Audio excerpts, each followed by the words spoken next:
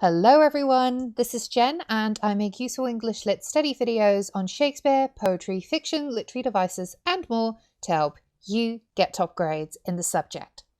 So today we are going to be looking at another top grade essay walkthrough, and we are going to be using the AQA GCSE English Lit 19th century novel paper. And if you've seen my other top grade essay walkthrough videos on A Christmas Carol and Lord of the Flies, you will be no stranger to the format of this video. We're essentially using a past paper question, this time from a 2021 AQA GCSE English Lit paper, and we're going to engage with the question that's given, the passage that's given, and we're going to write an essay on it, and we're going to break it down according to all of the assessment objectives that you have to meet in order to get top grades. In this paper, we are going to be looking at the strange case of Dr. Jekyll and Mr. Hyde. And I know that Jekyll and Hyde is another one of those more popular texts that you guys are doing. Down the line, I will also be making more essay walkthrough videos on perhaps Frankenstein and some of the other texts, so stay tuned for those. But yes, today we are going to be looking at this extract in particular. And this extract is taken from Chapter 8 of the novella. And so in this extract, Utterson and Paul go to Dr. Jekyll's house because they are worried about him. So here's the extract, and you can click on the link to this paper in the description box below if you wanted to refer to it throughout our essay walkthrough. Here's the passage that we're going to be looking at and engaging with, and specifically the question that we are given is, starting with this extract, explore how Stevenson uses settings to create a disturbing and threatening atmosphere. And we're asked to write about how Stevenson uses settings in this extract and also how he uses settings to create a disturbing and threatening atmosphere in the novel as a whole. So probably those of you who have done plenty of these mock paper exercises, you would be no stranger to this format. We're asked to always engage with both the extract that's given and also the novel as a whole. Very quickly, I'm just going to flash up these assessment objectives, but again, you guys would be no stranger to these AOs, these infamous AOs that we are always supposed to be reaching for. And so AO1, we have to make sure that we are understanding, responding to the texts and maintaining a critical style while developing an informed personal response, using textual references and quotations as well to support our analysis. And then AO2, we've got language form and structure analysis, looking at how that creates meaning and effects, using terminology where appropriate. And then AO3 with the understanding of contexts that we have to be looking at, specific to the historical period in which the novel was written. And also, of course, there's your standard AO4, looking at the fluency of your writing, right, which would include whether or not you've got a range of vocabulary and sentence structures and whether your writing is clear. And of course, we're always here on this channel looking to achieve top grades, because we know everyone, including you who's watching this video, is 100% capable of getting top grades. And so with top grades, we just got to make sure that our answer is critical, exploratory, and conceptualized. So demonstrating higher level thinking and always using textual references and stylistic analysis, structural analysis judiciously and meaningfully. We're now going to be looking at the sample essay and looking at why it deserves a top grade. So I'm going to just color code the AOs as I go about highlighting the sections in this essay to illustrate. So the student starts by saying, in this extract, Stevenson creates a disturbing and threatening atmosphere by characterizing the external environment as a menacing force. So right off the bat, the student is engaging with what the question is asking for, right? The question is asking us to look at how the author uses settings to create a disturbing and threatening atmosphere. And here the student very clearly, in fact, this is already her thesis statement, tells us that Stevenson creates this kind of atmosphere by characterizing the environment as a menacing force. And so it's almost as if the author turns the environment into a character and imbues it with a sort of life force that is menacing and threatening. She goes on to say the author uses, among a range of methods, foreboding, imagery, and contrast to achieve this vivid impression. Again, student shows us that she is aware of the literary stylistic aspect of the text that she'll go on to explain and unpack. The overall effect is that something is amiss in the eerie, windy streets traversed by Utterson and Poole as they hurry towards Jekyll's mansion. But the source of mystique remains ambiguous.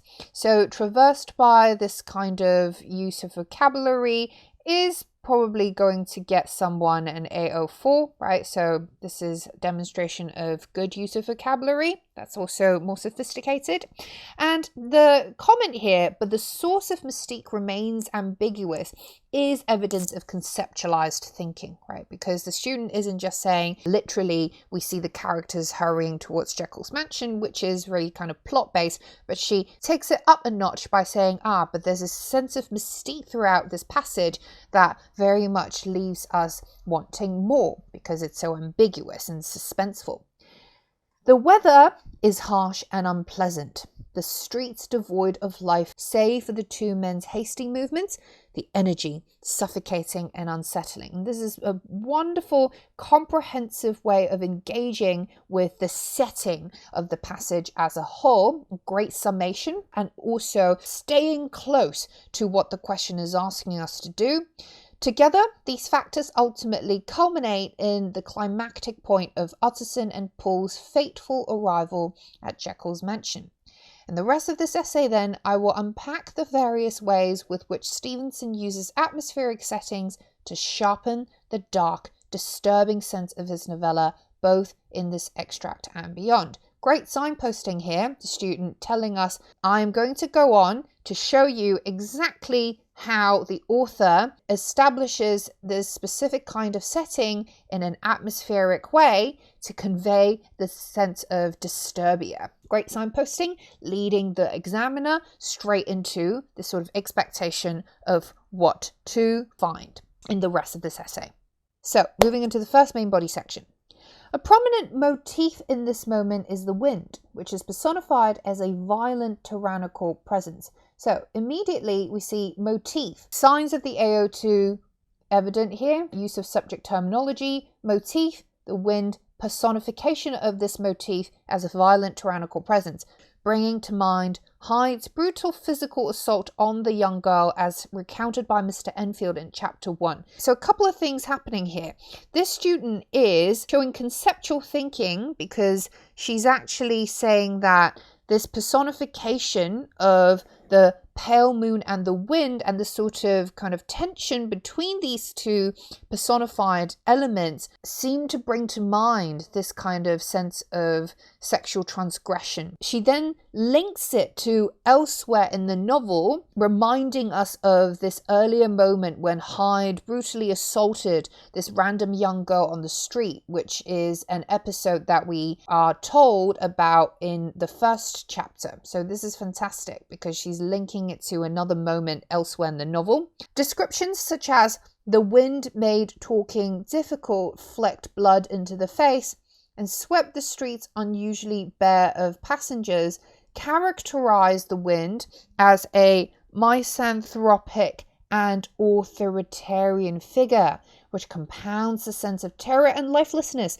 that will all lead to the impending reveal of Jekyll's devastating secret. Again, fantastic way of showing us this kind of more conceptual thinking because she's looking at this combination of description of the wind, this personification of the wind, and then saying that, well, okay, together in combination, it brings to mind the wind as a sort of misanthropic, authoritarian character. And this, what it does is that it adds to the sense of terror. And it's all going to build up to this later reveal of Jekyll's devastating secret, which is, of course, that his doppelganger is Hyde, and he leads this dark, evil double life. And so just as the student recalled an earlier moment elsewhere in the novel, here she is looking forward to a future moment in the novel that ties the passage together and recontextualizes it within the narrative as a whole. And of course, also it shows that the student is very familiar with the text, which is obviously a plus. The wind and dust, which results in the ghastly personification of the thin trees in the garden lashing themselves along the railing, and here she's engaging with another example of personification, moving beyond the wind to looking at the trees personification, projects an image of self-flagellation, and this sadistic inclination is borne out in the spirit of Jekyll's extraordinary but torturous self-experimentation. Wonderful. This image of these trees kind of lashing themselves almost in this kind of crucifixion-esque sort of way, this infliction of pain on oneself, which is of course what Jekyll does with his anatomical experimentation. Now the next paragraph is strictly speaking also part of the first main body section, I'd say, because we're still looking at the use of personification and atmospheric imagery, but I decided to break it up just so that it's easier on the eye. And when you are writing your own essay, most of you, if not all of you, will be writing it still with pen and paper. And I'd say that in terms of paragraphing in that sort of context, you don't have to worry too much about premeditating where you're going to break your paragraph off, as long as the focus of one paragraph is clear. For example, if this entire paragraph, long as it may be, is clearly focused on looking at one specific aspect of the passage, i.e. in this case, perhaps the motif of the wind and descriptions related to the wind and the atmosphere around it, then I think it's okay for you to just keep everything together. But right now, as I said, it's just easier on the eye, so I'm going to break it off here. The student goes on to say, a broader point can be made about Stevenson's ironic use of personification. This is perhaps a higher level of engagement with a literary technique that we have already discussed, but the student here actually says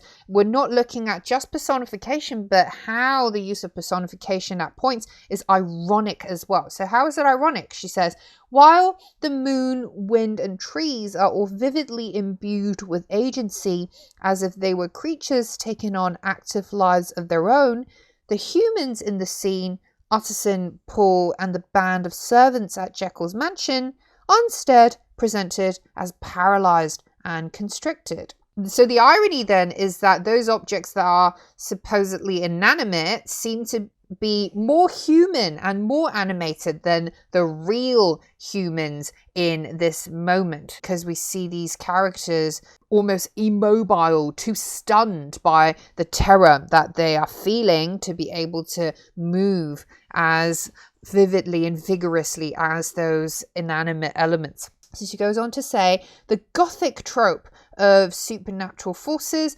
lurking behind the scenes and dictating a course of action which humans have little control over is evident. And here the student is kind of showing a contextual understanding of a broader, more cultural stylistic inclination, and that is the Gothic, right? Back in the Victorian era, the Gothic was a popular literary trope. And so here she's saying there's this Gothic sense of the supernatural, these bigger supernatural forces that humans cannot control and cannot fathom and is powerless when confronted with. And she then goes on to illustrate it with textual references. As Utterson struggles to make his way against the wind, Paul pulled up in the middle of the pavement just to mop his brow, and the whole of the servants, men and women, huddled together like a flock of sheep.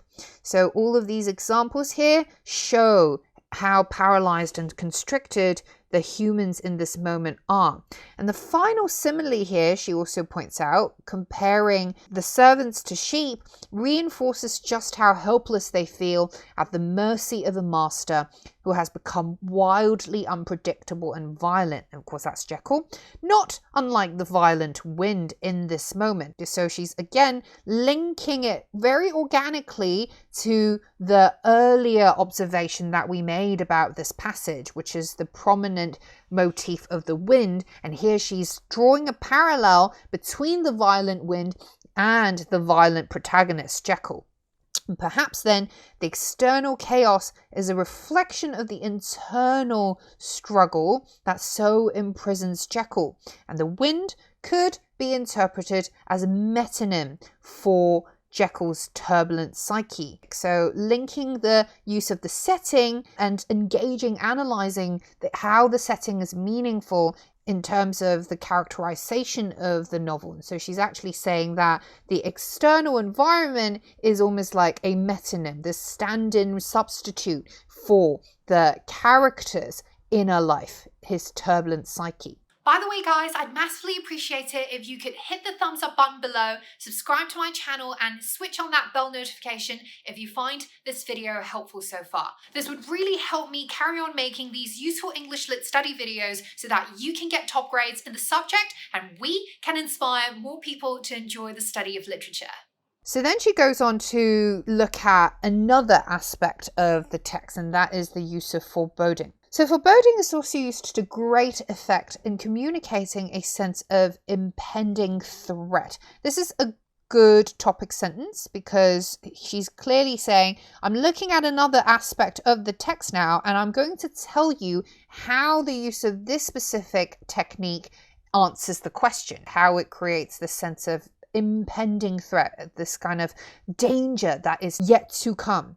For instance, Utterson feels at one point there was borne in upon his mind a crushing anticipation of calamity, with the cacophonous alliteration of C and P sounds in crushing anticipation and calamity mirroring the auditory chaos created by the clanging clashes of the wild wind and thrashing leaves. Again, wonderful use of subject terminology in a relevant way, telling us how it's relevant, how it creates an impact and effect that relates to the broader situation in this passage.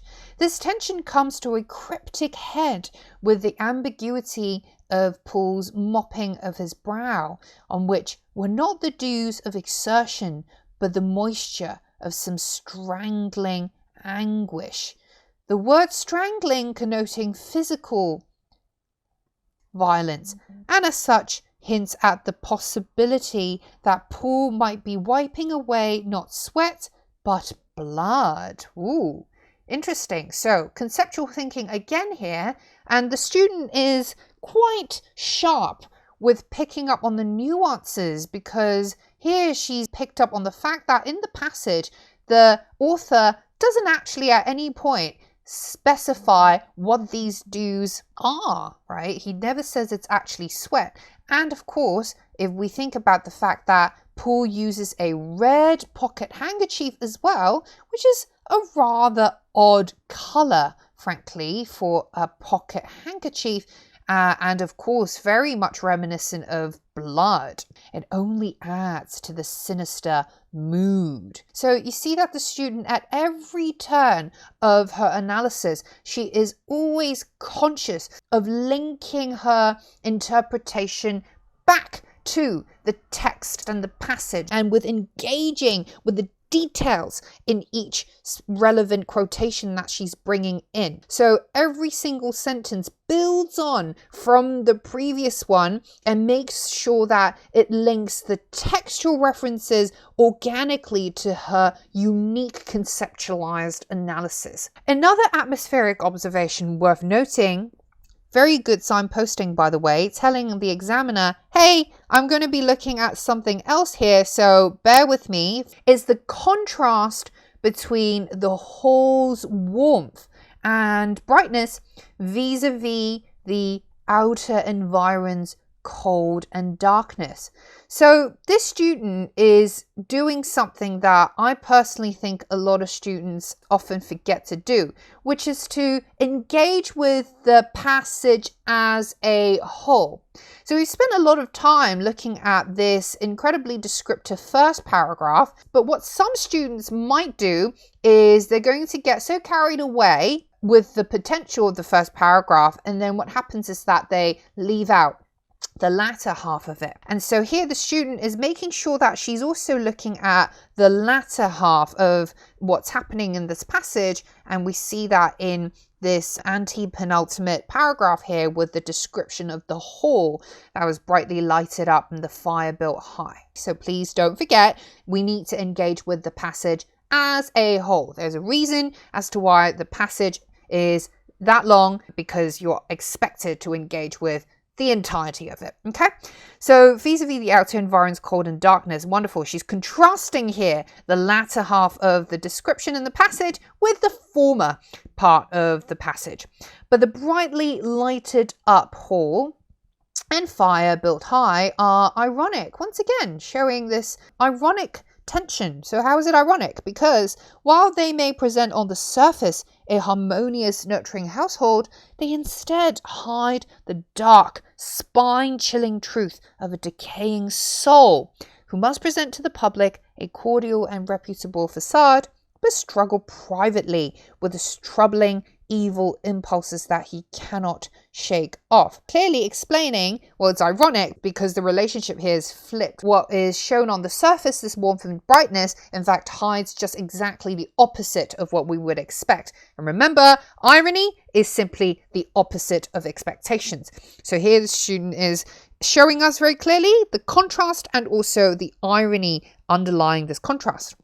And then linking it as well to the bigger point in the novel, which is that Jekyll is constantly trying to grapple with the tension between his public-facing persona and his private essence. And this chasm between what's shown and what's hidden, the material reality and the psychological reality, was a cultural preoccupation back in the Victorian era, as many members of the middle class found themselves having to conform to strict moral codes and to put up with outward pretenses, all the while hiding their baser inclinations as they confronted their helplessness in the face of temptations. So here bringing in this broader historical context about the sort of social expectation that was very much prevalent back in the Victorian era. And if you guys have seen my context and concepts video on Victorian literature, you know that in 19th century Britain, there was this rapid rise of the middle class and also this deeply entrenched religious evangelical moral prudery that was very much a kind of unspoken expectation of the people. But of course, you know, people will ultimately be people and be amenable to all sorts of temptations and moral failings. But the problem back then was that people had to consciously shun this truth about the fact that there are these moral failings, and that perhaps a better way, a healthier way of dealing with them was to not ignore them or shun them or cast them aside, pretending that they don't exist, but instead perhaps actually to air them out in the open and not to feel so ashamed about it. And so here she's bringing in that sort of cultural context here in relation to analysis. Now, having engaged so much with the passage that's given, the student now zooms out and looks at elsewhere in the novel and brings in examples from other moments in the novel that's relevant to her discussion here. So throughout the novella, Stevenson often uses heavy atmospheric settings to foreshadow a sinister turn of events or to reveal some hidden aspect of character.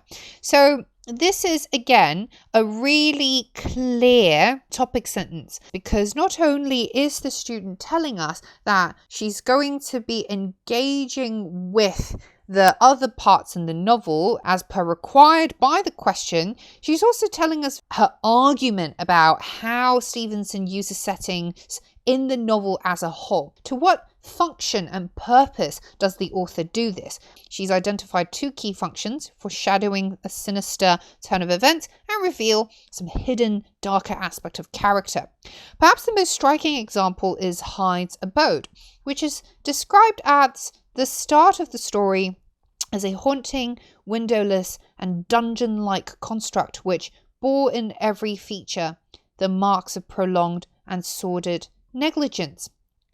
The deserted nature of the house symbolizes that darker part of human nature, which Jekyll, as a man who feels the need to maintain a spotless public reputation, has long ignored and suppressed, but is nonetheless lurking in the shadows with destructive potential. So this observation here builds on from the cultural context point that we identified just now, which is this impulse to shun and cast aside and ignore and suppress the darker side of the human nature. But of course it can't be ignored for too long, because ultimately it's going to explode with double the size of destruction. Here the student is using Hyde's abode and the fact that it is also similarly ignored and neglected to link to this point about ignoring parts of our human nature. So this destructiveness is hinted at by the tramps who struck matches on the panels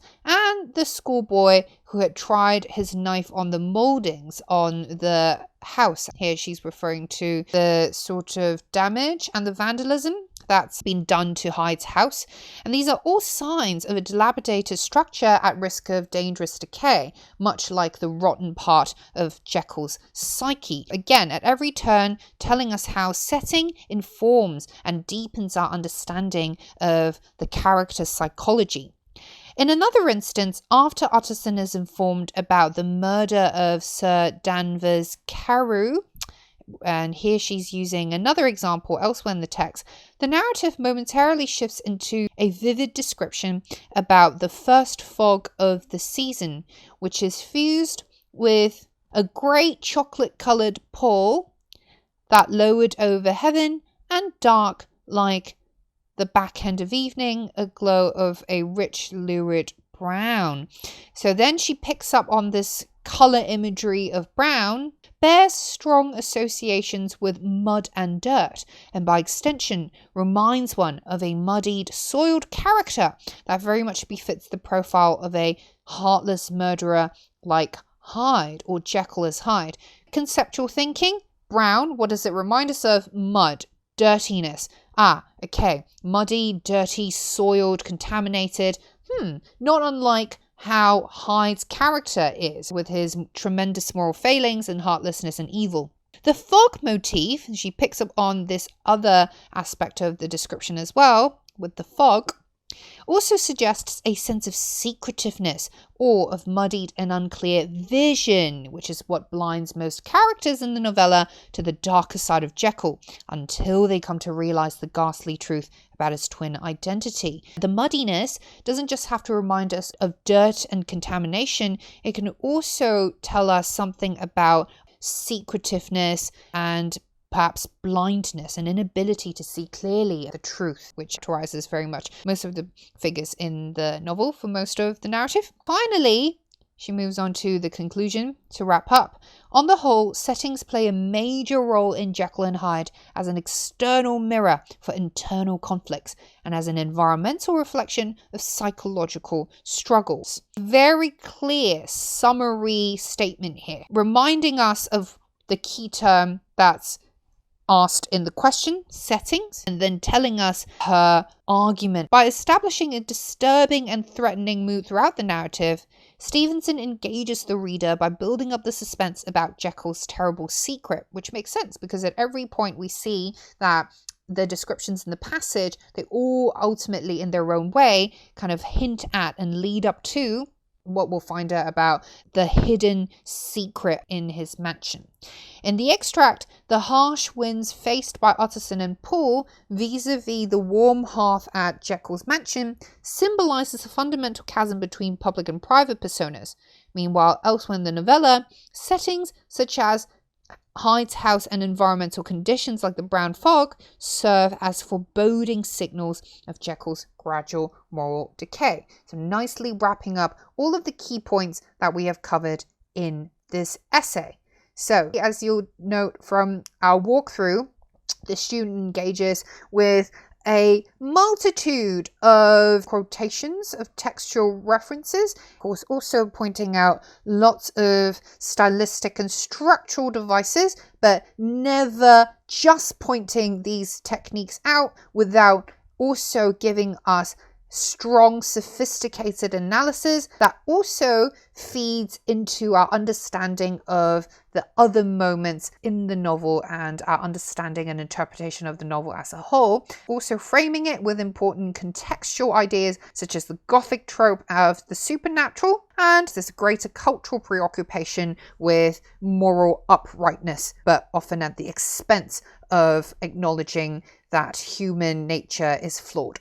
There you have it, guys. Here's another top grade essay walkthrough on one of the more popular GCSE English Lit 19th century novel texts that a lot of you are studying, and I hope this is helpful just as a demonstration even of what a top grade essay looks like, so that you would know what you need to do in order to write your own top grade essay. As I always say, none of these essays are here to tell you that this is exactly the way you should be writing. In fact, I highly recommend that you look at these essays and try to actively come up with your own unique style and just refer to whatever I'm showing here as a point of reference. But ultimately, I hope that these essay walkthroughs will inspire you to level up your essay writing skills and also your interpretative skills of these texts that you're studying. And as always,